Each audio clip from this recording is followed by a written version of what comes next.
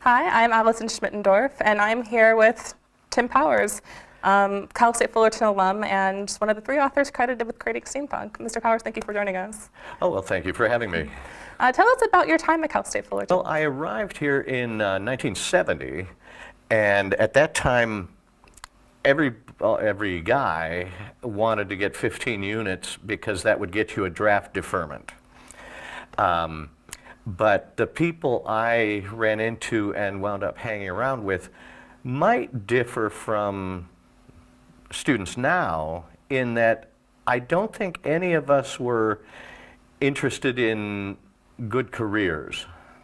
Everybody I knew wanted to be writers, actors, artists. I don't think many of them have followed through, but I think there was less of a feeling that college should be preparation for a job. I think most of us didn't want jobs. How would you describe your friendship with James Blaylock and K.W. Jeter? Well, I don't know if it was typical of the time, but the way we spent most of our days at Cal State Fullerton was cutting classes in order to sit at a table outside the Commons. And in wet weather, the table would kind of sink into the soil. And we wound up wasting our time together. And what we had in common was that we all wanted to write science fiction and fantasy novels. And luckily, there were several faculty members that thought this was not a completely idiotic ambition. So even though it was a irresponsible and even immature ambition, we all did manage to get there. So what inspired the creation of Steampunk? Well, a publisher in England had said that they'd be interested in publishing a series of books about King Arthur reincarnated throughout history. And they were paying very little, and it was kind of a not top-notch publisher, and so there was very little competition, and me and K.W. Jeter agreed to write books for that series. And the project fell apart because the publisher read a couple of the books and decided it was a stupid idea. But before that happened, K.W. Jeter found a book called London Labor and London Poor, written in the 19th century by a guy named Henry Mayhew. And Mayhew had devoted his life, he was a British eccentric, devoted his life to chronicling the lives and livelihoods of very poor people in London. Honest or dishonest, thieves, merchants. And he did it in such obsessive detail and chronicled it all in his books that his 2-volume book that was available alone constituted all the research one would ever need to write 1 million books set in Victorian London. And Jeter showed this to Blaylock and I and said, check this out, look, here's all your research. And so we thought, okay, and dove in. And we all were kind of pre-inclined. Jeter was already a big fan of 19th century British literature, and Blaylock had grown up on everything from Tristram Shandy to Robert Louis Stevenson, and all of us had read a lot of Dickens, of course. And all of us were science fiction fantasy fans. And so what we did, just because we had those Mayhew books, was inject science fiction and fantasy plots into 19th century London. And we each had a book or two apiece of those. K.W. Jeter's first came out first with Morlock Night, which is the first book that's thought of as steampunk. There were others earlier. There was a Harry Harrison book about a transatlantic tunnel. There was a Michael Moorcock book, I think, Lord of the Air, and those were certainly what we would now call steampunk. But somehow people think me and Blaylock and Jeter invented it. And Blaylock wrote Homunculus, and I wrote the Anubis Gates, and we didn't think we were doing something coordinated or parallel. We just each thought, yeah, I'll rip off this British stuff in my way, and I don't even know what you're doing or you're doing, but let's use this up. And then, of course, we went on to write things that weren't remotely steampunk, contemporary, you know, previous centuries, all kinds of stuff. And then in 1987, Jeter said, when cyberpunk was a big fashion, well, somebody should come up with a term for what me and Powers and Blaylock were doing. Like, instead of cyber, think of steam as the dominant technology of the time. So how about steampunk? And even in '87, nobody really paid any attention. It wasn't until, what, 2000 maybe, that people somehow dug up that old remark of Jeter's and made steampunk into a lively category. And fortunately, because of Jeter's letter he wrote to a magazine back then, they have pointed to the three of us and said, you guys invented steampunk. And okay, cool, yes, fine, thank you. Well, I'll take that. So what roles do locations have, like Cal State Fullerton and Fullerton, the city, which both make appearances in your book? I suppose one of the things that makes any location for a book seem compelling is familiarity, that you know it well. And I think, for example, K.W. Jeter and Jim Blaylock, who both also spent a good deal of time at Cal State Fullerton, I think all of us just sort of naturally gravitate to using this area just because we can say, well, I know what's around that corner, I know what the climate's like, I know what sort of plants you're likely to find. That would be because of familiarity. There are other locations, of course, that you pick even if you're not familiar with them, just because they're intrinsically impressive. Like, I don't think Jeter or Blaylock or I had ever been to London, or indeed out of the country, when we were writing books set in London. But you think, well, London. And so for most locations, I know I've had to rely on picture books, travel guides, journals of travelers at the time if I'm writing a historical story. And it is real important, especially in science fiction and fantasy, because what your story is basically about is nonsense. And you don't want the reader to remember, wait a minute, this is all bogus nonsense. And so I know I really do try hard to wring all the available color out of whatever location I'm using. You know what's a good help these days? Google Earth.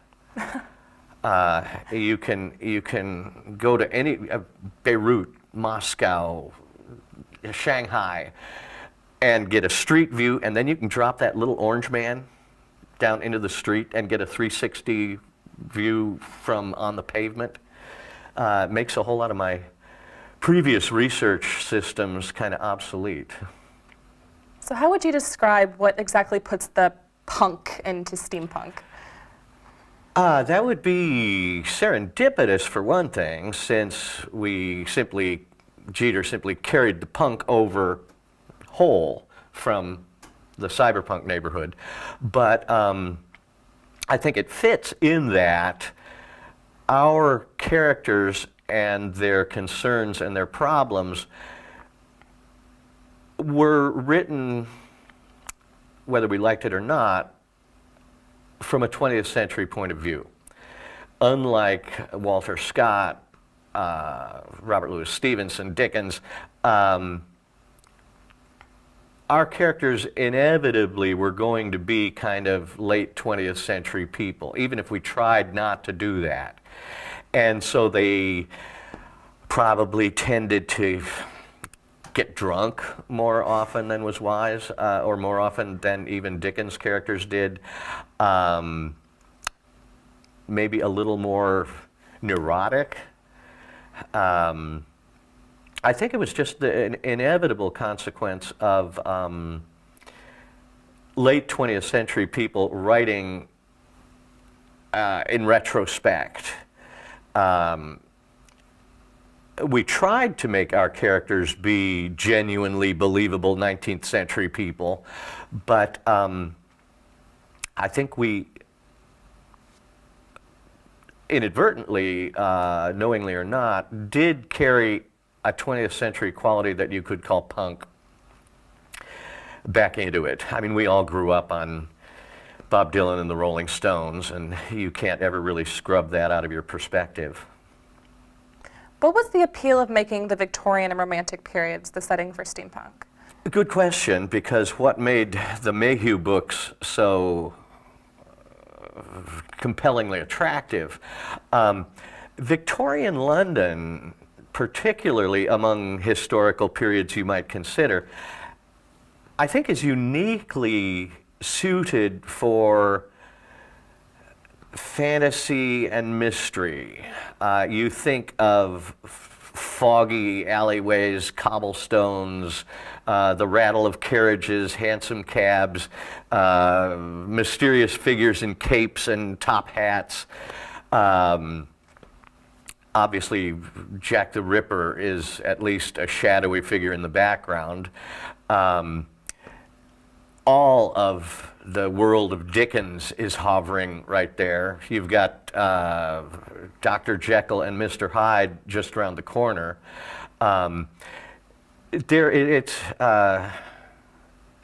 There's something just very attractively mysterious about the idea of bells of boats ringing out on the Thames in the middle of the night, lit windows in high tenement walls, narrow streets where the buildings have little bridges connecting them at the top. It just bristles with unexplained mysteries and lends itself very smoothly to supernatural concerns. Obviously, some of the figures in the fog at night in the lamplight are ghosts. Obviously, there's sorcerers or wizards by those lights in the high windows. Obviously, some of the boats on the Thames are phantoms. I would have a hard time writing a book set in 19th century London that did not involve supernatural goings-on. How much would you say that steampunk has shifted and grown away from its initial brainchild? Well, if we were its initial brainchild, and with us put Harry Harrison and Michael Moorcock and probably a few others, I get the idea that it's these days got more of a political engine, a sort of self-consciously subversive element. That may not be true. I'm judging from reviews. We were innocent of all that. We just wanted to have some kind of rowdy adventure story. One way in which it has definitely moved onward from whatever the three of us were doing is that it has mutated into costume almost predominantly. These days, if, for example, you go to a steampunk convention, you go to the dealer's room, and there may be one or two tables where they're selling books, but mostly they're selling odd little gadgets with gears and cranks and attachments to your glasses and all kinds of strange rifles with Victorian pieces on them. And at the conventions, it does seem that the main thing one does there is dress up in sort of surrealistic Victorian costume, which is very cool stuff. I mean, I don't know if it has any, linear connection at all, really, to what me and Blaylock and Jeter were doing. But it's a neat thing on its own, and they are using the same word, so cool. Do you own any of that stuff? I never do dress up, no. I figure, no, I'm one of the grandfathers of it. I don't have to dress up. How would you react to someone who claims steampunk is all goggles and gears? I'd sympathize. I think it's certainly largely goggles and gears. As I say, I think the costume and the toys, the gadgets, are a very big part of it, if not like a majority of it. I've seen computers where the keys are wood with brass, like letters inset into the keys, and cars that have been made to look like a 19th century artifact with funnels and lights and God knows what sort of additions. And it's all neat stuff. You know, when you see them, you think, God, I wish I had that keyboard. I'd love to have a steampunk looking computer like that. So I think, yeah, it is, at least to a big extent, goggles and gears. There's Sherry Priest, there's, I don't remember her name, the Parasol Protectorate series. There are a number of books that self-consciously do steampunk, but I think they're at least matched by the goggles and gears crowd. So the character of William Ashbless is a fictional poet that yourself and Blaylock invented, who makes an appearance in the Nimbus Gates, and Blaylock also featured him in the Digging Leviathan. How did this character emerge, and what is his influence on your writing?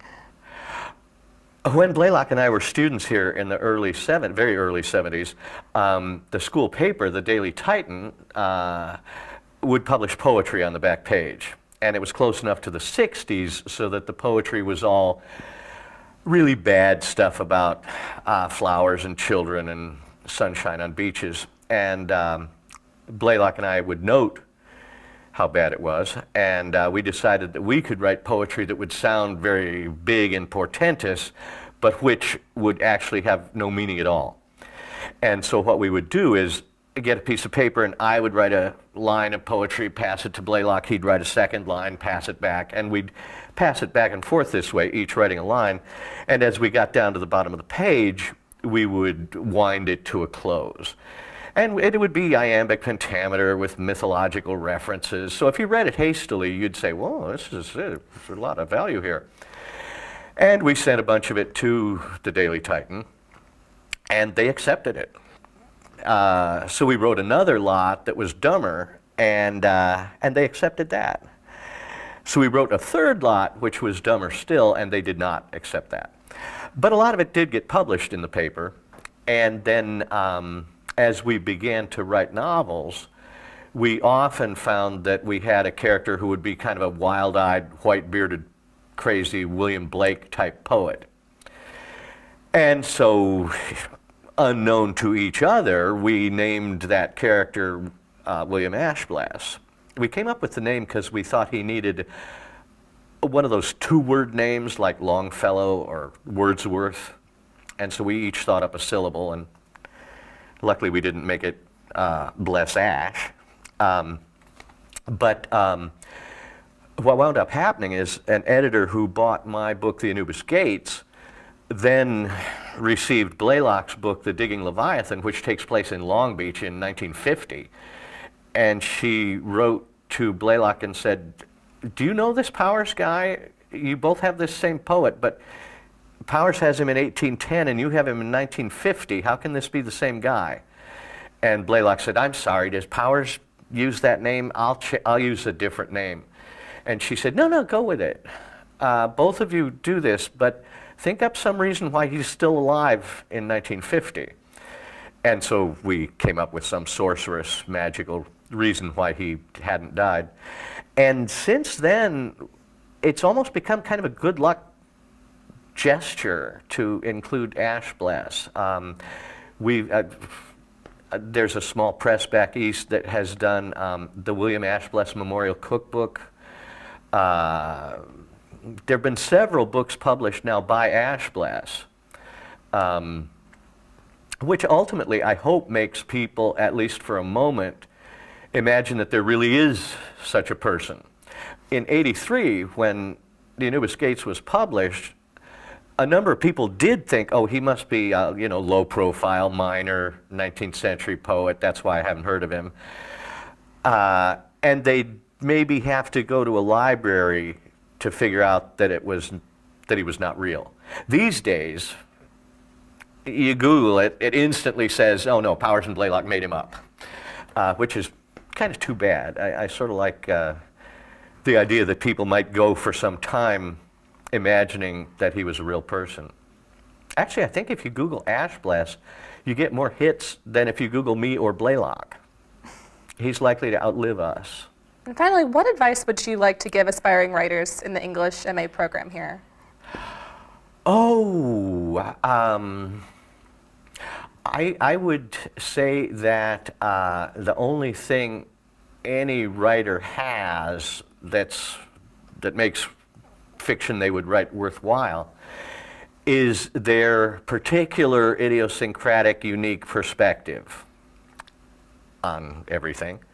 And therefore, you should, not just in order to be a good writer, but in order to be an informed citizen, you should make your perspective as widely based as possible. It's crucially important that you read very widely, not just in the area you want to write, but drama, nonfiction, poetry, history, biography, and not just now. Don't hamper yourself by reading only things published since, I don't know, 1950, 1980, 2000. Previous centuries will give you different perspectives, not necessarily better perspectives, but they'll give you alternates, choices to simply the default philosophy of 2015, which you wouldn't want to be stuck in anyway. Then I would say write and keep writing and finish what you write. I used to always, every night, come home and have a few glasses of wine and get inspired, and I'd write on a piece of paper, chapter 1, and I'd write a page and a half. Think, good, that's good work. Put it in a drawer, and the next night, come home, get inspired, and write chapter 1, and I'd wind up with 70 chapter 1s, but nothing finished. You need to finish it. And then, having finished it, it really is crucially important that you get it to editors, publishers. These days people will say, oh no, you don't have to do that anymore. That's back from the 1900s. These days self-publishing, get it formatted for Kindle on Amazon. That's actually, I think, a bad way to start. Your friends will buy it, get it on their Kindles, but your sales rank will wind up being like 3 million, which means that 3 million books sell better than your book.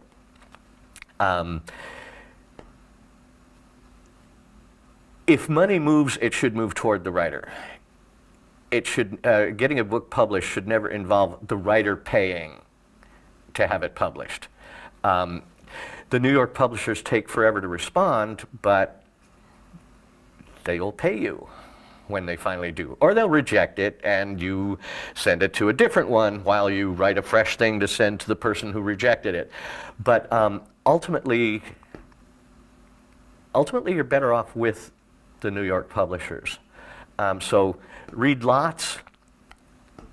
Don't restrict yourself to contemporary stuff, drama, poetry, etc. Write stuff, finish it, get it to editors, and then keep doing this. And ignore sensible friends who point out that being a professional writer is an unrealistic and not even entirely sane goal. They may be right, but who cares? So thank you for coming to Cal State Fullerton today, back to your old stomping grounds, and answering some of our questions, Mr. It's Powers. been a real exercise in both nostalgia and disorientation. I wouldn't have missed it.